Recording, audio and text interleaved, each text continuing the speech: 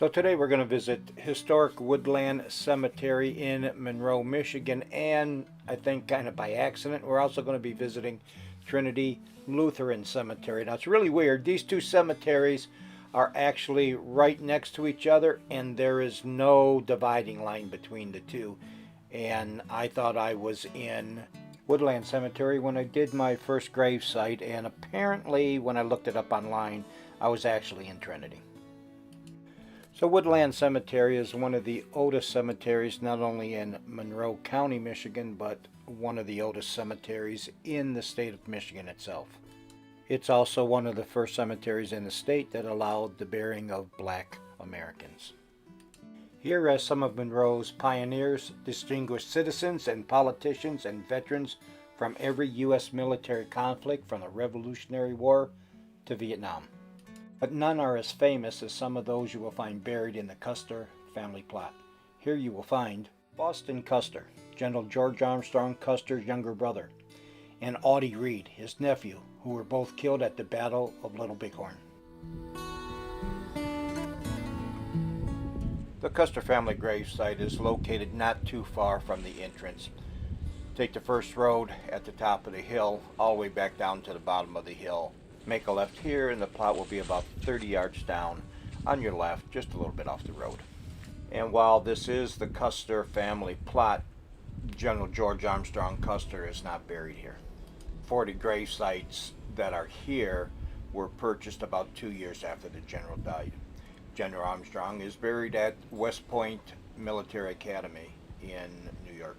Buried here are the general's parents, Emmanuel and Maria, two nephews who also served in the United States Army, his brother Boston, and his nephew Audie Reed, who died in 1876 at the Battle of Little Bighorn, alongside General Custer.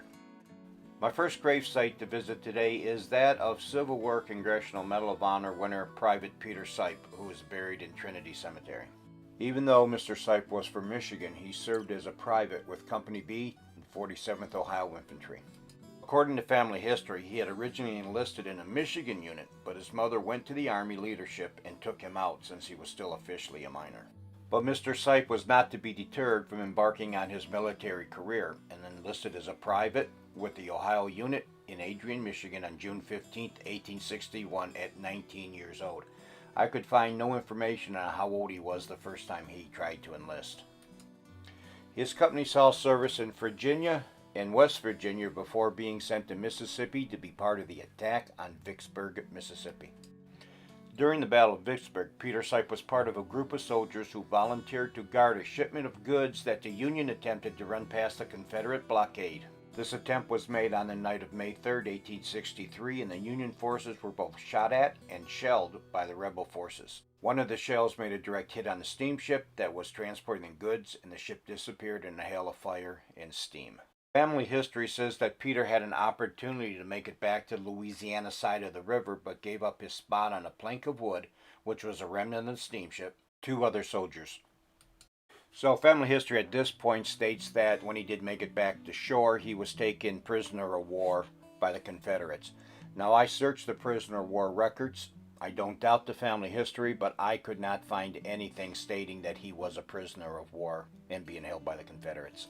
According to records, Peter Sipe continued to serve with the 47th Ohio Infantry into June of 1864, where he was wounded near Kennesaw Mountain, Georgia. He was then mustered out of the service after recovering from his wounds. A month before his 60th birthday, on September 12, 1911, Peter was awarded the Medal of Honor. The award reads, "For extraordinary heroism on 3 May 1863, while serving with Company B, 47th Ohio Infantry in action at Vicksburg, Mississippi, Private Sipe was one of a party that volunteered and attempted to run the enemy's batteries with a steam tug and 2 barges loaded with subsistence stores." One other thing to note while I was researching Private Sipe was that his headstone shows that he passed away April 20th, 1923, but the article written by one of his relatives later on shows that he died in 1912, so I'm not quite sure which is right and which is wrong.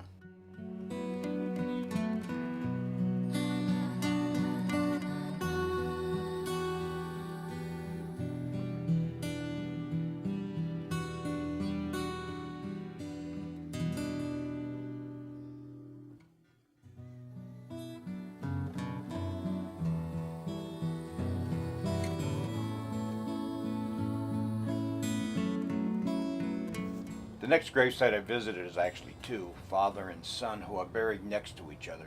Lloyd J Bodell and his son Lloyd E Bodell. The senior Bodell was killed during World War I fighting Germans, while his son was killed during World War II when his plane, the Jaunty Joe, crashed on a bombing run. From information I found, Corporal Bodell, the senior, died of his wounds while fighting the Germans in Overmeyer, France. He left behind a wife and a 4-month-old son. That 4-month-old son grew up, joined the service, and became a first lieutenant in the 345th Army Air Force Bomber Group. On May 26, 1945, 16 B-25J Mitchell bombers took off from their base in the Philippines headed for Taiwan. They were carrying out bombing missions against shipping along the China coast, as well as industrial and infrastructure targets in Taiwan. Lieutenant Bodell was a navigator on the Jaunty Joe, which crashed after dropping its bomb load during a bombing mission raid on the Bai Ortsu refinery located in northwestern Taiwanese city of Maoi. U.S. intelligence, which had identified the refinery as target number 85 on Taiwan, estimated it produced 100,000 barrels of gasoline, kerosene, and heavy oils annually. It was a target of some significance. Jaunty Joe crashed near a train station in the city of Maoi. All 5 crew members of the Jaunty Joe were killed.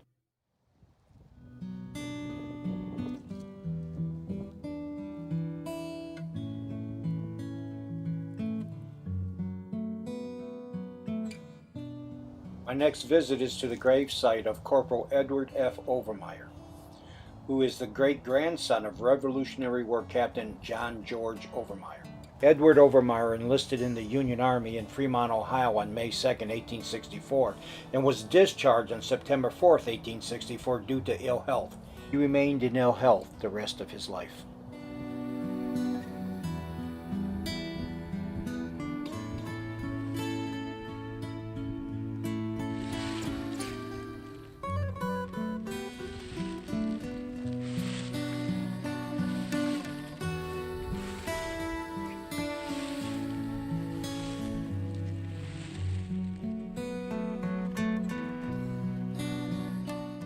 My next gravesite is that of William Brown, who enlisted in the Union Army as a private on August 24, 1862 at the age of 36, where he was signed to Company A, 4th Michigan Infantry Regiment.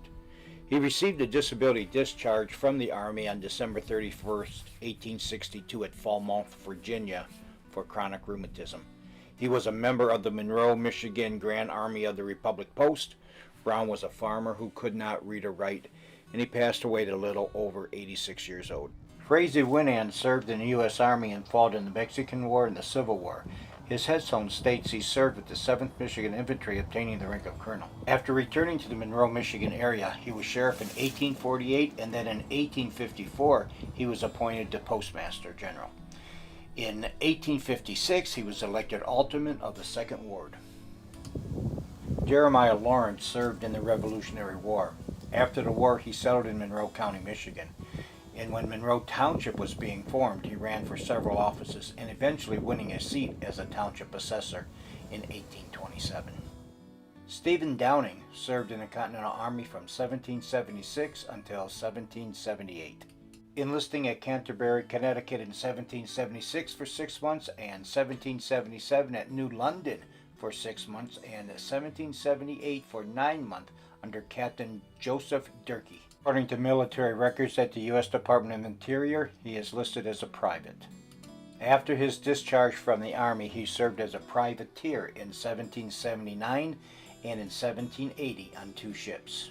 He also served as a privateer on the ship the Young Cromwell, which took 3 prizes and was shipwrecked at Cape Fear Shoals, North Carolina.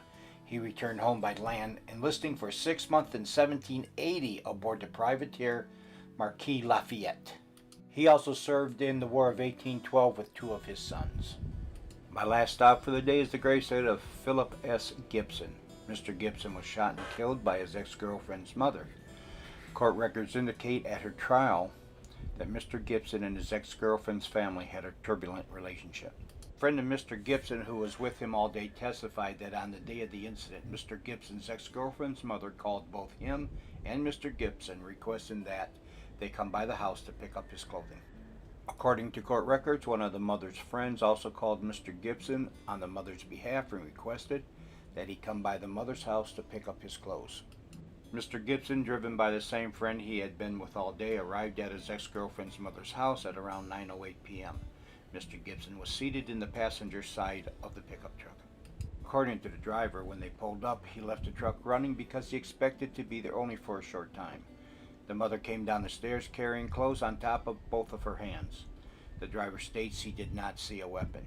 The ex-girlfriend's mother bypassed the driver's side of the truck and went around the front of the truck to the passenger side. When she arrived at the passenger side, she asked Mr. Gibson if the clothes belonged to him, and when he responded affirmatively, she said, "Well, here's your shirt, motherfucker," and shot the victim 3 times, striking the victim once in the ear and once in the cheek.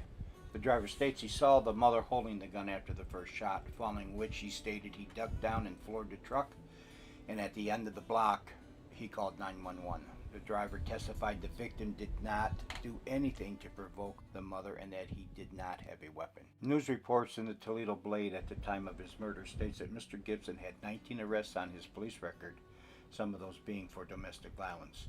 It is unknown at the time of the article if any of those were for the ex-girlfriend.